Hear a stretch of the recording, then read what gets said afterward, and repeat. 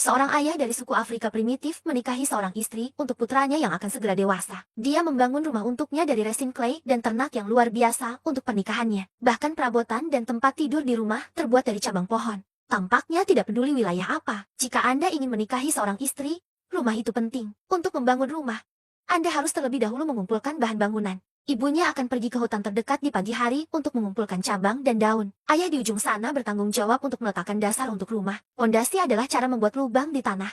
Kemudian ratakan rantingnya di tanah sesuai dengan ukuran rumah yang dibangun. Masukkan cabang yang sudah disiapkan di sepanjang tepi cabang. Dan para wanita suku datang untuk membantu. Karena membangun rumah adalah masalah besar bagi suku. Hanya dengan saling membantu suku dapat berkembang.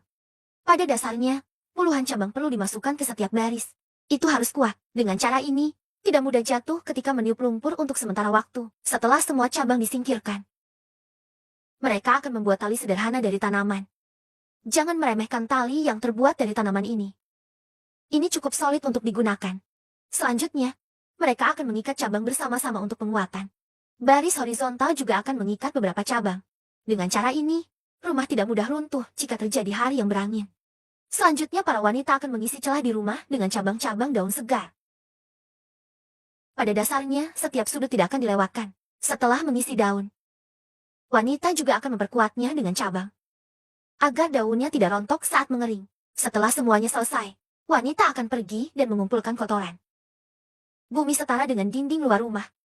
Karena tidak ada mobil di daerah setempat, dan mereka diangkut kembali, dari generasi ke generasi, dengan kepala di tanah. Untuk mencegah tanah jatuh setelah kering. Ini juga memiliki beberapa ternak yang luar biasa bercampur. Dapat secara efektif mencegah keretakan tanah. Setelah mencampurnya. Bentuk semen de facto. Para wanita akan menempelkan semen di cabang-cabangnya. Kemudian ratakan dengan tangan Anda. Ini juga merupakan bagian rumah yang paling memakan waktu. Karena tidak ada alat yang digunakan. Semuanya dilakukan dengan tangan. Penting untuk memastikan kuantitas dan kualitas. Karena itu harus dihaluskan. Untuk menghindari terkelupas dan retak di bawah paparan sinar matahari. Setelah dinding eksterior dibuat, para wanita mulai memeriksa rumah.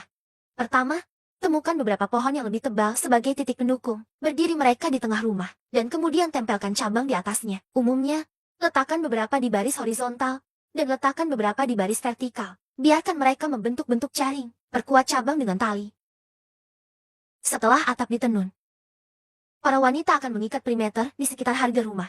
Itu harus diikat dengan sangat kuat selama periode tersebut. Setiap bagian tidak boleh dilewatkan. Kalau tidak, karena itu kayu. Dalam kasus cuaca ekstrim, hipotek dapat dengan mudah diterbangkan. Selanjutnya para wanita mulai membuat furnitur interior dan aksesoris rumah. Furnitur dan tempat tidur ditenun dari cabang pohon. Seluruh rumah pada dasarnya terbuat dari bahan alami murni. Jangan khawatir tentang formaldehida. Setelah menenun furnitur dan tempat tidur di dalam. Dan para wanita harus menenun pintu ke dalam rumah. Metode menenun pintu mirip dengan hipotek. Ini hanya sedikit lebih kecil. Setelah menenun pintu, pasang di kusen pintu yang dipesan. Rumah ini hampir 80% selesai. Kami hanya kekurangan batas terakhir. Mereka pertama-tama akan meletakkan atap dengan cabang-cabang dengan daun. Itu tidak meninggalkan celah. Kemudian lumpur hidup air campuran ditempelkan di cabang-cabang. Cabang dapat memainkan peran bantalan yang baik. Pastikan untuk menutupi rumah. Semua tempat ditutupi dengan semen. Mencegah kebocoran air di rumah pada hari hujan. Oleskan bolak-balik 2 hingga 3 kali ke setiap tempat. Dengan cara ini, secara efektif dapat mencegah hujan dan angin. Setiap penduduk desa yang terlibat bekerja sangat keras. Karena menikah di suku primitif berarti bereproduksi. Suku hanya bisa berkembang jika mereka terus meningkatkan populasi mereka. Jika tidak ada cukup orang, tidak ada cara untuk bertahan hidup di sana. Jadi setiap penduduk desa melakukannya untuk 2 pendatang baru, dan untuk diri mereka sendiri. Setelah semuanya selesai, rumah baru yang terbuat dari cabang dan daun sudah lengkap. Kedua orang tua akan duduk di rumah baru mereka dan mendiskusikan pernikahan mereka. Mereka akan memulai keluarga baru bersama dan berkembang. Menghadapi rumah ini dibangun dari cabang dan daun. Berapa hari Anda pikir Anda bisa tinggal di sana?